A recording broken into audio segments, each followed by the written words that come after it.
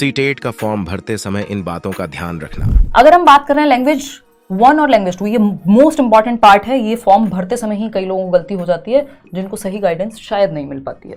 Language 1 कोशिश कीजिए हिंदी रखें, क्योंकि हम कितनी भी बुरी हमारी हिंदी हो, इतनी बुरी नहीं होती है कि नॉर्मल एक कविता आएगी, पैसेज आएगा, उसको सॉल्व ना कर पाएं, छोटा सा होता है कंपैरिजन में। इंग्लिश अगर आप लेते हैं लैंग्वेज 1 कंपैरेटिवली मुश्किल होती है ना। सिलेबस लगभग सेम है, लेकिन लैंग्वेज 1 अगर आप इंग्लिश लेते हैं तो उसमें पोइट्री वाला जो सेक्शन है वो उसमें आता है आपका, एक पोइट्री आ जाएगा या दोनों पोइट्री भी आ सकते हैं, जो पैसेज है। और पोइट्री का पैसेज सॉल्व अच्छों से नहीं होता, जो लिटरेचर पढ़ते हैं उनसे भी नहीं होता है ना, दिक्कत होती है, उसमें नंबर कटने के बहुत चांसेस होते हैं और उसकी पेडागॉजी भी हल्की सी इधर उधर हो जाती है एट टाइम्स।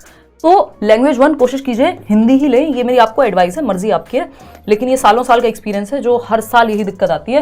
हिंदी लैंग्वेज 1 में इजीली सॉल्व हो जाती है, लेकिन अगर आप लैंग्वेज 1 इंग्लिश लेंगे, आपके कई नंबर कम होते आपको दिखेंगे। अगर लग रहा हो कि ये बात सेंस बना रही है नहीं, तो एक काम कीजिएगा, प्रीवियस ईयर उठाइएगा जो अभी पेपर हुआ है और दोनों सेक्शन सॉल्व करके देखिएगा, हिंदी वाला लैंग्वेज 1 और इंग्लिश वाला लैंग्वेज 1, आपको खुद से पता लग जाएगा। तो हिंदी कितनी भी मुश्किल आता है तो भी हम कर लेते हैं, चाहे कितने भी कमजोर क्यों ना हो, है ना। ये मत सोचिएगा इंग्लिश मीडियम से हैं आप तो आप इंग्लिश को लैंग्वेज 1 ले लें, बिल्कुल भी मत लीजिए, कई नंबर आपके बच जाएंगे। ये एक छोटी सी एडवाइस है। तो फॉर्म भरते समय लैंग्वेज 1 जब चूज करने की बात आती है तो आप हिंदी लीजिए और इंग्लिश लीजिए लैंग्वेज 2, या अगर कोई और लैंग्वेज लेनी है तो वो आपका अपना पर्सनल कॉल है।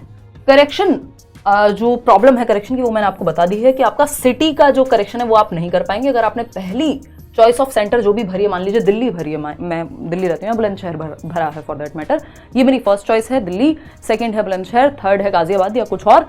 अब मैं इसको चेंज नहीं कर पाऊंगी। 28 नवंबर से 2 दिसंबर के बीच में करेक्शन ओपन है, लेकिन सिटी चेंज नहीं होगी, सेंटर नहीं आप चेंज कर पाएंगे उस दौरान।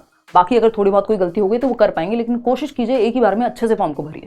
अच्छा हाँ, एक और चीज, बहुत इंपॉर्टेंट चीज, आपका ना ईमेल आईडी और फोन नंबर ये आप सही से डालिएगा, जो आप यूज करते हो उसी पे आपकी डिटेल्स आएंगी, क्योंकि 2 दिन पहले आपका एडमिट कार्ड आ जाएगा आपके पेपर से।